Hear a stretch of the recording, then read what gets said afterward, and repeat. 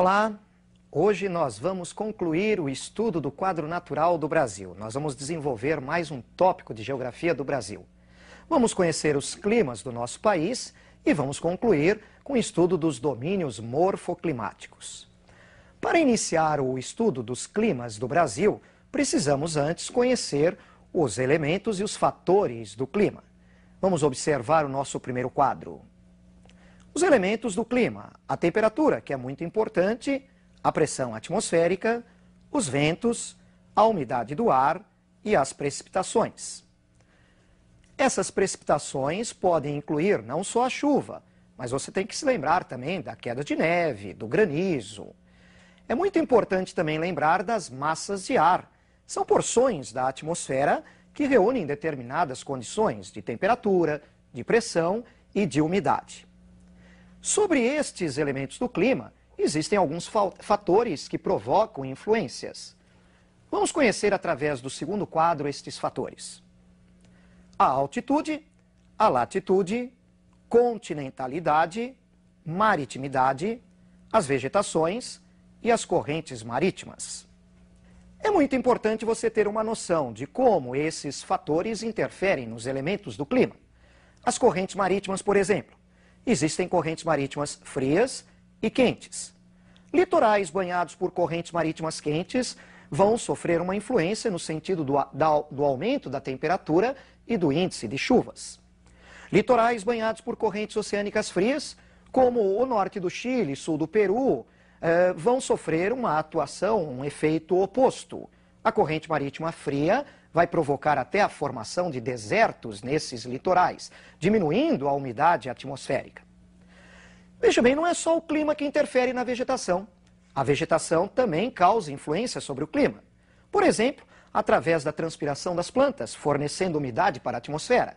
Ou, dependendo do porte da vegetação, da sua densidade, pode haver uma influência na circulação dos ventos na superfície. A maritimidade é um fator climático que atua próximo a grandes massas de água, por exemplo, próximo ao litoral. Torna a atmosfera mais úmida, e essa atmosfera mais úmida vai permitir com que a amplitude térmica seja menor. O clima vai se tornar mais moderado.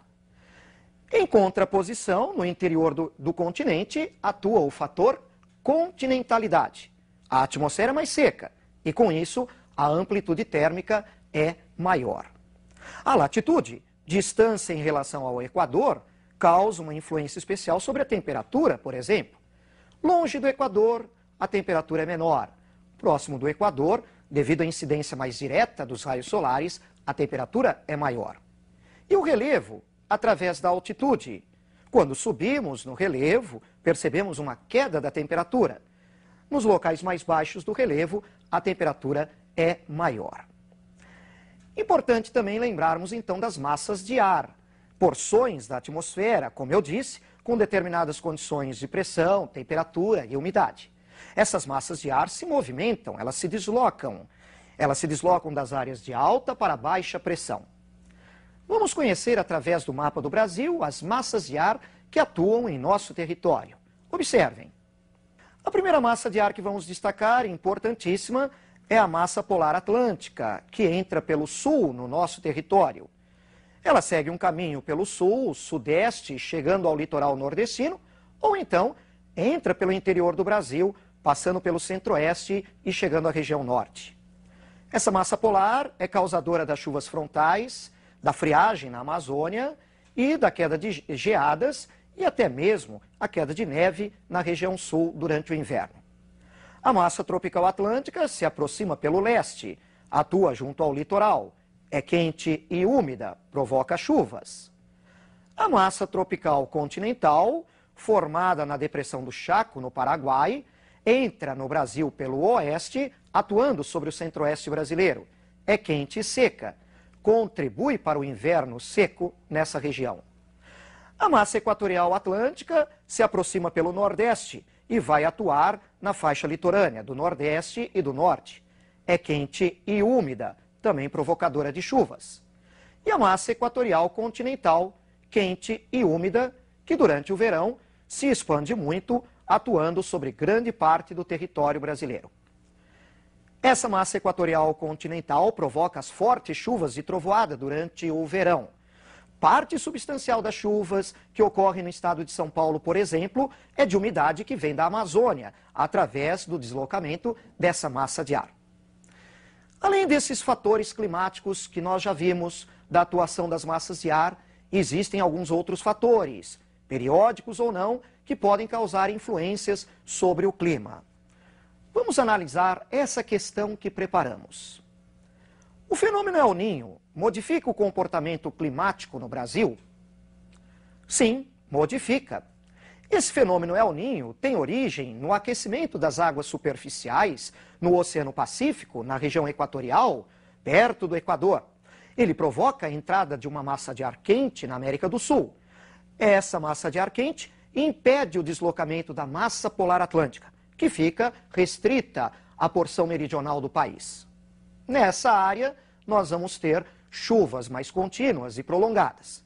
Por outro lado, durante o fenômeno do El Niño, o Nordeste e a Amazônia ficam submetidos a uma seca mais prolongada.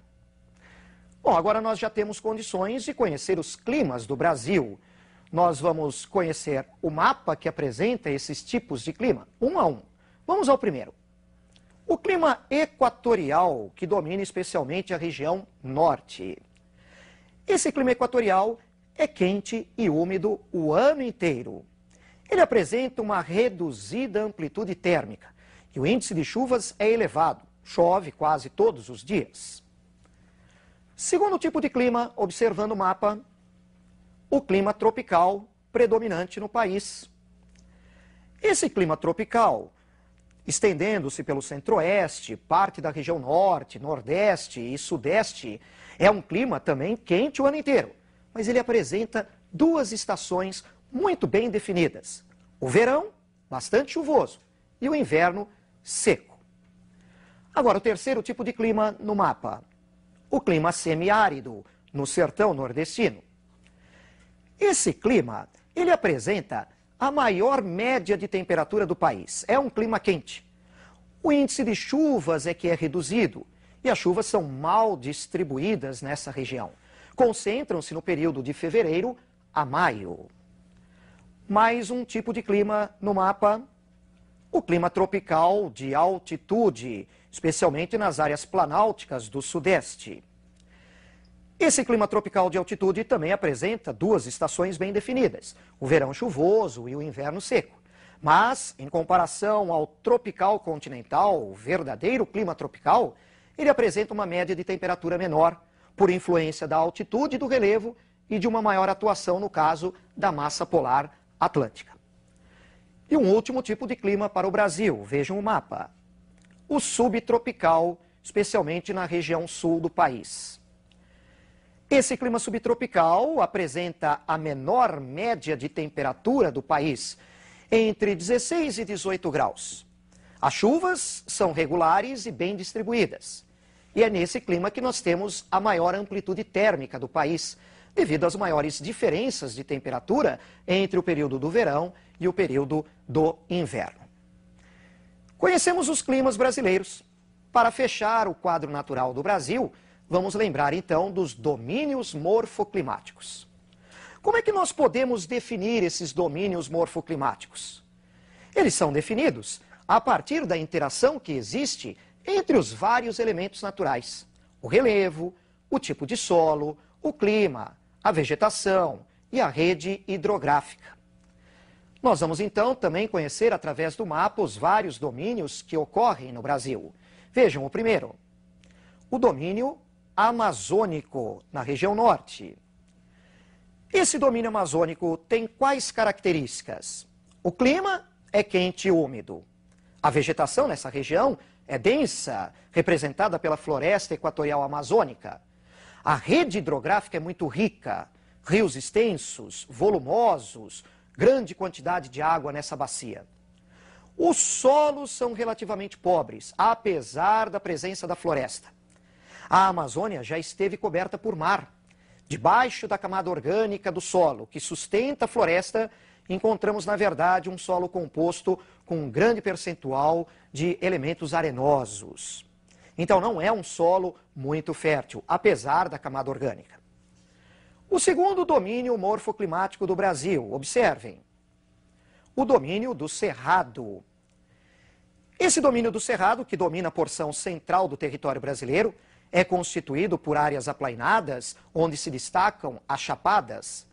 Temos aí o domínio do clima tropical ou tropical continental, verão chuvoso, inverno seco, e uma importante vegetação brasileira, o Cerrado, predominantemente arbustiva. A região do Cerrado é um verdadeiro berçário de muitos rios brasileiros. Muitos rios nascem nessa região e correm para regiões vizinhas, formando várias bacias. Os solos na região também têm problemas de fertilidade e acidez. Outro domínio morfoclimático do país, o domínio da Caatinga. Ele ocupa basicamente o Nordeste, na região sertaneja, constituído por áreas aplainadas, depressões, localizadas entre serras e chapadas. Clima semiárido, mais seco, vegetação pobre de Caatinga. O solo não é rico em matéria orgânica, mas quimicamente ele é fértil, apesar de ser um solo raso. Lá encontramos também os rios intermitentes ou temporários, que secam durante parte do ano. Outro domínio morfoclimático no mapa é o domínio dos mares de morros. Esse domínio, que se estende em parte pelo sudeste, é constituído por um relevo ondulado, morros arredondados, que originariamente eram cobertos pela Mata Atlântica, já muito retirada pelo homem. O clima tropical de altitude completa o perfil deste domínio, que é um dos mais alterados no Brasil. Outro domínio morfoclimático brasileiro, o domínio das araucárias.